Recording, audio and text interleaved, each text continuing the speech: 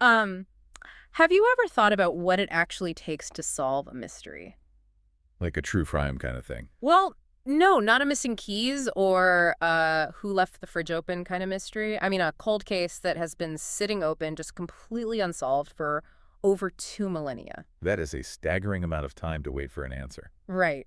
It really is. I mean, imagine trying to piece together this massive engineering puzzle when the only physical clues are buried in the desert sand. Yeah, and well, all the witnesses have been dead for 2,000 years. Exactly.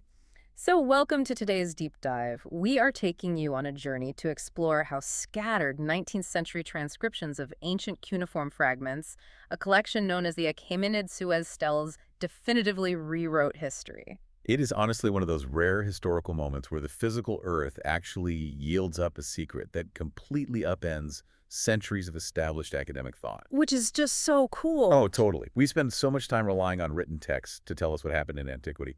But, texts are fragile. They carry biases. Yeah, humans are flawed narrators. Exactly. So what we are diving into today is a story about what happens when the physical record dramatically re-enters the chat. Okay, let's unpack this. Because before we even look at the stones themselves, we really have to understand the massive 2 millennia-long historical argument that made finding them so monumental. Right, the classical debate. Yeah, so you have to picture two ancient heavyweights of history completely disagreeing on a piece of infrastructure that, frankly, sounds too ambitious for the ancient world. It really does sound impossible for the time. It does. So on one side, you have the Greek historian Herodotus, and he was much closer to a contemporary of the events in question. Right, he was like closer to the actual timeline. Exactly. And Herodotus explicitly claimed that King Darius of Persia successfully dug and completed a massive canal connecting the Nile River to the Arabian Gulf. Which is an insane undertaking. Mind-blowing. He wrote about it as a triumphant, finished, fully functional intercontinental shipping lane. But then you have Strabo. Right, the skeptic. Exactly. Strabo is writing centuries later, and he totally adopts the role of the ultimate skeptic. He argues that King Darius certainly began the project. I mean, he acknowledges the sheer scale of the Persian ambition, but he claims that Darius eventually abandoned it. Just gave up halfway through. Well, according to Strabo, Darius left the canal unfinished because he was terrified of flooding Egypt. Okay, I look at this like two friends arguing over the ending of a movie. Ah, yeah. Like one friend, Herodotus, actually sat in the theater and watched the credits roll. The other friend, Strabo, is just guessing the ending based on a forum post he read like centuries later. That is a pretty great analogy, actually. But it makes me wonder, why did historians debate this for over 2 millennia instead of just trusting the contemporary account?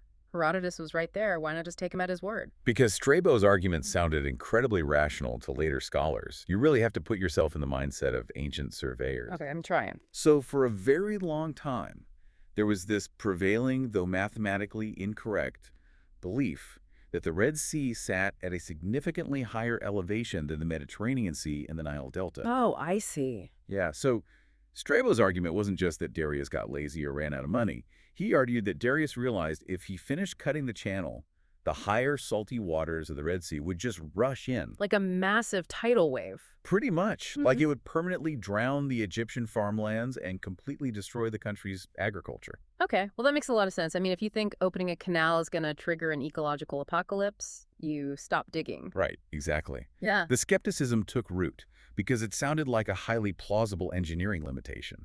Written history is rarely a clean, objective record. Yeah. It is shaped by the logic and the fears of the people writing it down. Precisely.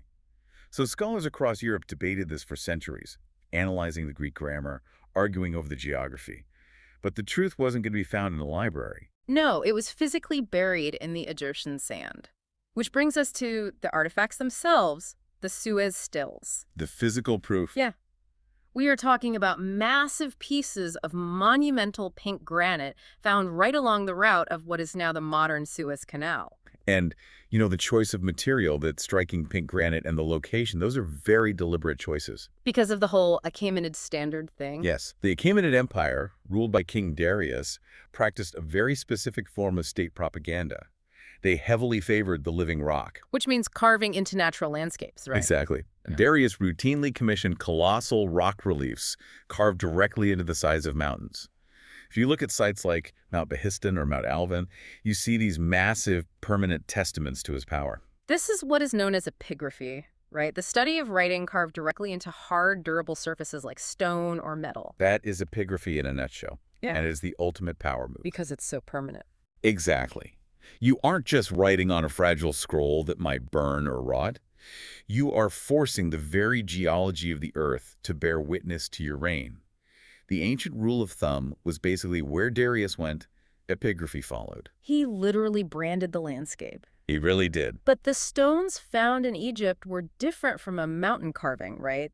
The Suez stelzers weren't part of an intact cliff face. They were severely fragmented. Unfortunately, yes. They were in pieces. And here's where it gets really interesting. Think about the 19th century. The French are in Egypt digging the modern Suez Canal. Right, massive industrial undertaking. Huge. They are undertaking this monumental feat of industrial engineering, and what do they find in the dirt? They find the broken pink granite of their ancient predecessors. Exactly. But they don't preserve it. The lower half of these stills contained a crucial ancient Semitic translation of Darius's message. And it was completely wrecked. Tragically destroyed by the very workers building the modern canal. I mean, imagine you are a 19th century canal worker, you are sweating in the sun, you hit a massive rock with your pickaxe, you realize it's in your way, and you just smash it to pieces so your barges can get through. It hurts to even think about it. You are completely unknowingly destroying the ancient monument that commemorates the exact same engineering achievement you are currently trying to build. What's fascinating here is the brutal irony of human progress. We tend to view granite as a symbol of permanence, especially compared to paper or parchment. Yeah, you'd think a giant rock is safe. Right. But here, the relentless blind march of modern infrastructure nearly erased the ancient physical record forever. A worker swinging a sledgehammer in the 1800s almost permanently robbed us of the ability to solve a 2,000-year-old mystery. It is a miracle we have anything left to study at all. It truly is. Thankfully, despite the pickaxes, scholars still managed to recover enough shattered fragments to piece together the narrative. But, you know, a broken rock with symbols carved into it is entirely useless unless you can actually read it. That is the big hurdle. Yeah, you have this massive gap between a raw, shattered piece of granite and the complex human intent of the Persian king who ordered it carved. Bridging that gap required an incredible understanding of how these royal proclamations were physically structured. The steels weren't just monolithic blocks of text. What were they then? They were incredibly sophisticated pieces of visual and linguistic communication. Let's look at the anatomy of the stones then. The top register, that visual header, at the very peak of the monument, featured two human figures holding three cartouches. Right. And for anyone unfamiliar, a cartouche is an iconic Egyptian design. It is a carved oval with a horizontal line at one end, and it was specifically used to enclose the names of royalty or gods. Using those cartouches wasn't just a decorative choice by Darius either. It was a highly calculated visual concession. Well, Darius wasn't simply projecting aggressive Persian power. He was communicating in a visual language that the local, newly conquered Egyptian population already understood and respected. Oh, wow. So he was adapting his message. Exactly. He was wrapping his foreign Persian authority in their established, sacred iconography. It is brilliant marketing. You conquer a territory, but you localize your billboard so the target demographic accepts the message. That is a great way to put it. But the text below those cartouches, man, that is a completely different story. It was a linguistic nightmare. We were talking about 4 distinct languages on a single monument. It is wildly complex. You have cuneiform, those distinct wedge-shaped marks pressed into clay, or in this case, chiseled into stone, written in Old Persian. Right.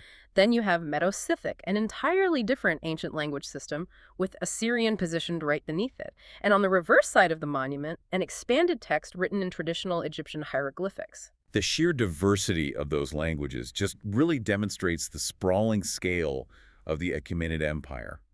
A single royal decree had to be legible to multiple different linguistic groups across vast distances. It's like the ancient equivalent of putting a manual in 20 different languages. Exactly. But imagine being a 19th century scholar faced with these shattered multilingual fragments. Translating them was an agonizing multi-stage decoding process. Walk us through how they actually did that, because looking at a bunch of damaged wedges and figuring out an ancient royal decree sounds basically impossible. It was a grueling 4-step progression. Step 1 was visual transcription. Meaning they just had to draw what they saw. Basically, yeah. The scholars couldn't even think about meaning yet. They were just carefully, painfully recording the raw cuneiform wedges from the damaged, weathered granite. That sounds tedious. Very.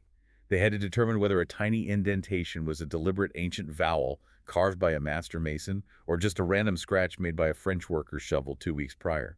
That level of detail is mind-boggling. So once they had the shapes drawn out, they had to move to step 2, which is Old Persian transliteration. Yes, the transliteration phase. And this is the part that always blows my mind. They had to take those raw visual wedge symbols and convert them into phonetic sounds using the Latin alphabet. Right. How do you know what a dead language sounds like when no one has spoken it for thousands of years? You look for the anchor points. In this case, royal names. Ah, like a Rosetta Stone approach. Exactly like that. You guess that a specific repeating cluster of wedges represents a word like king, and the distinct cluster of wedges immediately preceding it must be the king's name. You've got it. You cross-reference that with the Greek histories you already have, and you deduce, this sequence of wedges must phonetically sound out D-A-R-U-S. Yes. And once you have those sounds, you can start reverse engineering the rest of the alphabet. That deduction unlocks everything. It really does. But knowing the sounds is only half the battle. Step 3 is the academic translation. Right, figuring out what the sounds actually mean. Exactly. The 19th century scholars took those newly discovered phonetic sounds, analyzed the ancient grammatical structures, and translated the text into academic Latin and French. Why not English or German? They didn't jump straight to those languages because they translated it into the standardized languages of European academia. Yeah. That way, the work could be rigorously peer-reviewed by other scholars across the continent. Oh, I see. They had to prove their work to the scientific community before making any grand historical claims. Precisely. And that leads to the final step, historical synthesis. Taking all of that peer-reviewed academic translation and extracting the definitive synthesized meaning. Yes, to finally put those classical debates between Herodotus and Strabo to rest. So after all that work, what did the stones actually say? When they finally synthesized that meaning, the message that emerged from the stone was staggering.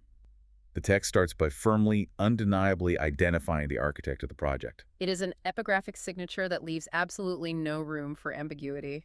What did the translation say exactly? The translation reads, I am Darius, the great king, king of kings, king of provinces, king of this great earth, son of Hystaspes and Achaemenid. Just, wow. The sheer authority in that phrasing rings across thousands of years. It really does. It's so intense. The presence of his name, coupled with that highly specific, unbroken string of royal titles, immediately elevates this broken piece of granite. It ceases to be just a curious archaeological anomaly. It becomes a primary, undeniably authentic historical document of state-sponsored infrastructure. Exactly. It is the king himself speaking on the record. And what he puts on the record is the core of our deep dive. He issues this sweeping engineering decree. He doesn't vaguely claim to have built a water feature. No, he is very specific. Yeah, he explicitly maps out the geography of his ambition. He declares, I ordered this canal dug from the river named Nile, which flows in Egypt, to the sea that comes from Persia. Look at the specificity of those geographic markers. Darius is not attempting to build a local irrigation ditch to help water some crops in a single province. Right, this isn't a small-scale farming project. Not at all. He is decreeing an intercontinental shipping lane. He is forcing a connection between the Mediterranean world, via the Nile River, directly to his Persian homeland, via the Red Sea and the Arabian Gulf. He is literally connecting empires through water. It is unparalleled ambition. So what does this all mean? Because I have to play devil's advocate for a second. Go for it. We know that politicians and emperors exaggerate their infrastructures all the time, right? Oh, absolutely. That is a tale as old as time. Right. So is it possible that Darius is just bragging about a failed project? Like, could he have ordered the canal, realized the desert heat and the logistics were too brutal, or maybe even believed the sea level warnings, stopped digging, but still erected the monument, claiming he did it to save face? That is a very fair point. I mean, how do we know Strabo wasn't right about it being abandoned? That exact skepticism fueled the academic debate for 20 centuries. It is a vital question.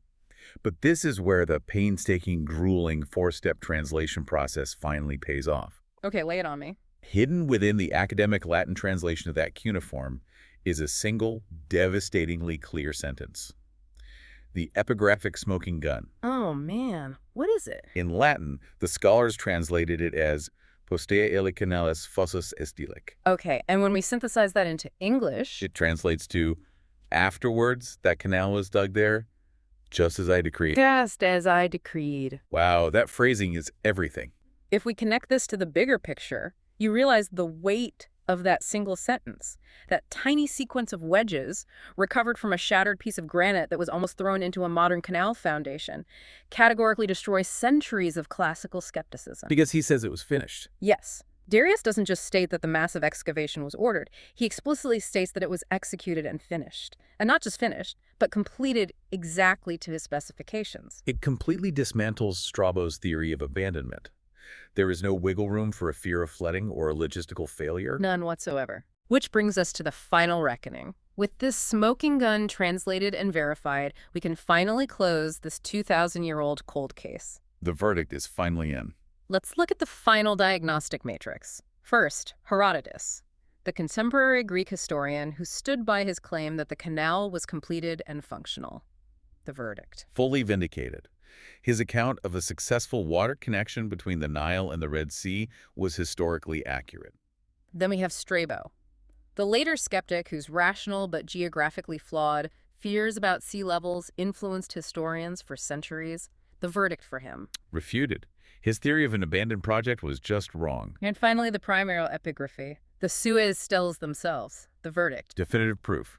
The physical record, when recovered and decoded, absolutely overrides secondary historical debate. It is an incredible intellectual journey.